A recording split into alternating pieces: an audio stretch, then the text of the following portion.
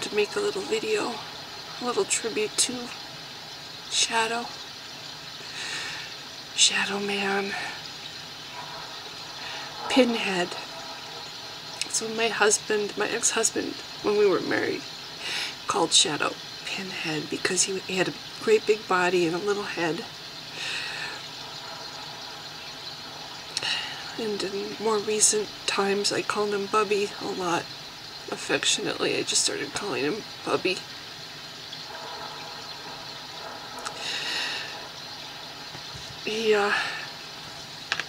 When he was little, he was very good at opening doors. I actually filmed him a few times, and I wish I still had the footage of him. He would leap up, and it was the latch kind of door, you know, and then you open, so it wasn't a knob, and he would jump up and he'd pull the latch down, and he'd use his other paw. So at the same time he was doing the latch, he was pulling with his other paw, and he got really good at opening doors. He didn't do that here in this condo because none of my doors had latches, but when he was a kitten, he was very good at opening doors. And growing up, he was could take or leave people. Really was very independent. He was also very frightened for a long time. That's why he got the name Shadow. He was like a shadow. People who came to visit never saw Shadow. And he had I didn't think actually that he would live very long when I got him, because I got him from the pound in Bellevue, and he had what seemed like TMJ. He was clacking his jaws all the time, and I thought maybe as an older cat it would prevent him from being able to eat. But he would have been 18 years old this year, so he lived a good long life. He had early stage renal the last time he was diagnosed, but I think it might have been advanced to end stage because of the frequency that he was drinking.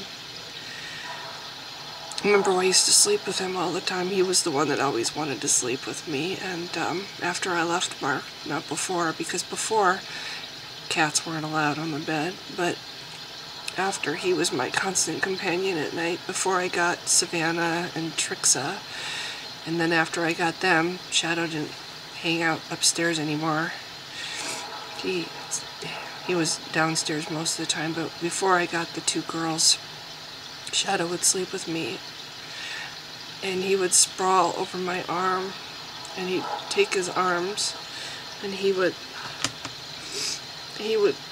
embrace my arm with his arms. And sometimes I'd wake up and I'd have little scratches on my arm where he had embraced a little too much.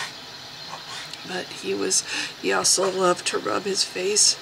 If I had a watch, he would always rub his face on my watch, or he loved to rub his face on my rings. And he had a purr like a motor. And a couple of years ago, he developed this breathing problem that just happened mostly in the winter, and nobody could diagnose it. And I've been treating him for the last couple of years. Antibiotics kind of sort of helped. Steroids kind of sort of helped.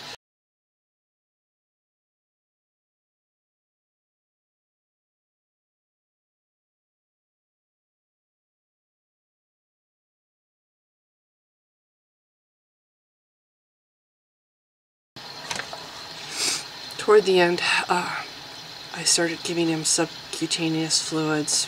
When I realized that his renal failure had gotten worse, I knew that fluids would help him, would help his kidneys function better. I did that with Tika, and it gave her a lot of extra time, so I started him on the fluids. And I noticed that as soon as I gave him the fluids, his breathing problem seemed to go away. And there were a lot of times between his fits of having trouble breathing where he had normal breathing, so I felt like he still had quality of life. But he's had this condition for a couple years on and off, and this year it was really bad, and the vet could not diagnose him. They took an x-ray, it seemed normal. So again, I've been treating him with steroids and antibiotics and fluid. And this morning, he was having trouble. I gave him his steroid, and I don't think he kept it down. I think he threw it up shortly after. And I gave him fluids, and it didn't help. His breathing problem kept going on, so I gave him more fluids. But it didn't help. And then it just seemed like he was just not rallying this time. So I called in and asked to be excused from work. Because I just knew this was the day. I was going to take him to my regular vet, but then I realized he wasn't going to make it in the car. He was trying to meow while he's trying to breathe. It was just heartbreaking. So I took him to the emergency vet. They didn't actually do really any tests. They think he had congestive heart failure. They said it would cost thousands of dollars just to keep him alive for a couple days. Prognosis was really poor. They said that renal failure and congestive heart failure together is a really bad combination because the kidneys need more fluid to function, and the congestive heart failure needs less fluid. And they said his heart murmur was really, really loud, so they think that he had fluid around his heart.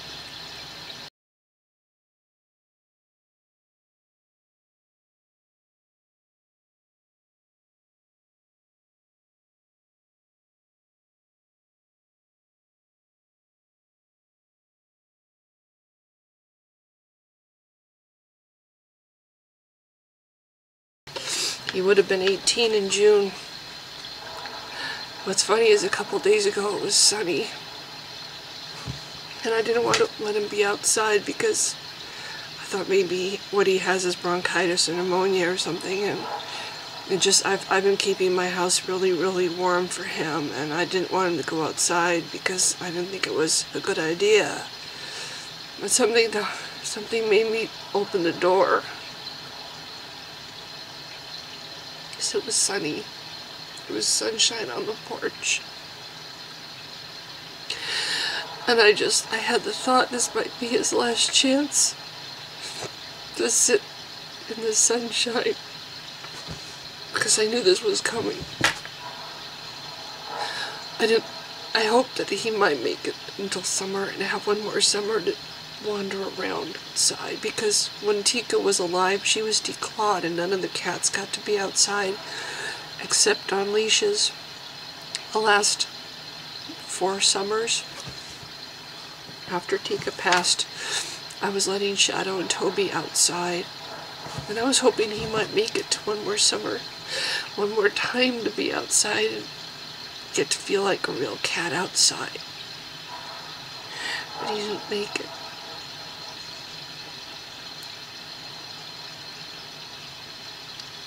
He fought so hard. And part of the reason I didn't have him put to sleep sooner is I was afraid. One of the things I was afraid of is people give up too easily because it's just the easy way out. And I thought he deserved to have a chance to recover. I wanted to give him that chance. I also know that in the car he always gets so scared and he howls and howls and howls, and I was afraid with him trying to breathe and not being able to breathe and trying to meow and howl at the same time, he might asphyxiate. But it did kind of happen this morning when I took him.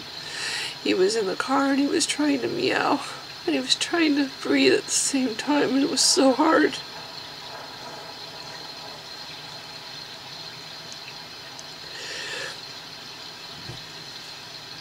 He was my little boy. He never got old. You know, some cats get old when he never did. Up until he started having these problems physically. He was always running all the time, tail straight up in the air like a little banner. And he always had the fluffiest tail. I always kind of thought that I should have named him Banner because of that tail. And when he got older, he thinned down, and he wasn't a pinhead anymore. His head fit his body. And he had such an expressive face. He had little wrinkles right here on his nose, and sometimes he would wrinkle his nose. Like, I don't know what that expression was supposed to be, but he had expression on his face that I've never seen a cat have before. And he played up until just a couple weeks ago. He still wanted to grab my shoelaces and play when I was trying to tie my shoes. He still wanted to play. I have no doubt that what kept him, every day I'd come home from work, his shadow's still alive. Every morning I'd come down the stairs, his shadow's still alive. And what kept him there, sitting there, and he always sat so straight and tall because he was a big cat. There he was on the bottom of the stairs every morning, straight and tall. When I came home from work, there he was, coming out to greet me. And I have no doubt in my mind that why he fought so hard was because he loved me. And even more, he loved Toby. Toby, his very best friend in the world. Pretty much the two were inseparable. And when I came home this afternoon without Shadow, Toby's looking out the door. He's looking for Shadow. Well, here she is. Where's Shadow? The hardest part for me now is to see that look on his face and see how he has to deal with not having Shadow anymore. That's another reason I hesitated to have Shadow put down. It's like, how is Toby gonna make it without his best friend?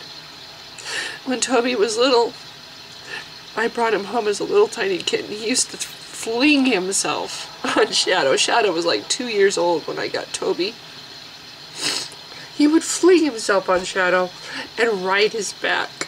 Down the stairs, Shadow would run and Toby would be clinging to his back.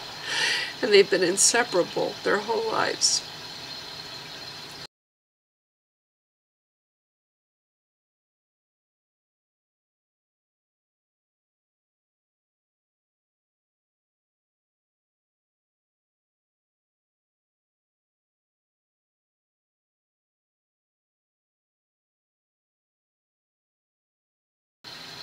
Though I imagine today Shadow was really scared in the carrier going to the vet. But he didn't meow very much because he was trying so hard to breathe. He had his face pressed against the towel, and I had my hand inside the carrier, stroking him over and over and over, telling him, just breathe, it's okay, just breathe, it's okay. Just waiting, hoping that he would keep breathing. When they brought him out to me in a towel, he was already had the IV in his foot, in his leg. He seemed a little bit less in distress because he had been in an oxygen tent. They had given him a very mild sedative. But he was still fighting. And he surrendered so quickly. They didn't even give him the final shot. The first shot they gave him was a sedative, and he went so still I couldn't feel his breathing anymore. And the vet said, listened to him, his chest, and said his heart was very slow. So he was still alive, but he was unconscious, and that's when I left. I didn't actually stay to see the whole thing because I just wanted, all I cared about was that the last thing he heard was my voice, and the last thing he smelled was my smell. But I try to imagine how sore his muscles had been, how sore his diaphragm was, and his chest muscles, because he was constantly coughing, trying to clear whatever it was that was making it impossible for him to breathe, always coughing. And his side, sometimes it looked like he was using his diaphragm muscles to get his lungs to work. I can't even imagine how sore those muscles were, how sore he felt, how much he felt, how tired he felt. I can't even imagine how tired he was, because I know if I'm having trouble breathing, I can't go to sleep. I'm afraid to go to sleep. And I just have to imagine that when that drug washed through him, and he suddenly didn't have to worry about breathing anymore. He suddenly didn't have to worry about fighting anymore. He could finally sleep and not feel any pain anymore. And he could hear me telling him it was okay, and smell me.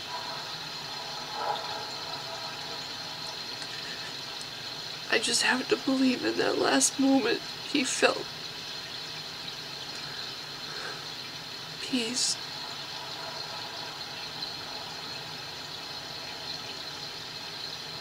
Toby's rubbing on my foot. I think Toby knows. I think he knows. Every time Shadow would have a lot of trouble, Toby would be very close. And this morning both Toby and Savannah were very close. I kind of had a feeling it might have been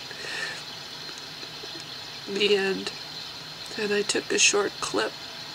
I filmed a short clip of Toby licking Shadow. I wish I had gotten more of it, because he licked his face, and he licked the side of his face, and he licked his shoulder, and I realized, and I grabbed my camera and tried to film, but by the time I got the camera ready, it was pretty much over. But there's a few licks in there of Toby by his best friend saying goodbye. And I'll end this with that clip. Shadow was my baby for almost 18 years. I didn't think when Tika died at 19 I would ever have another cat live that long and become such a major part of my life. And Shadow's lived to be almost 18, and Toby's 15.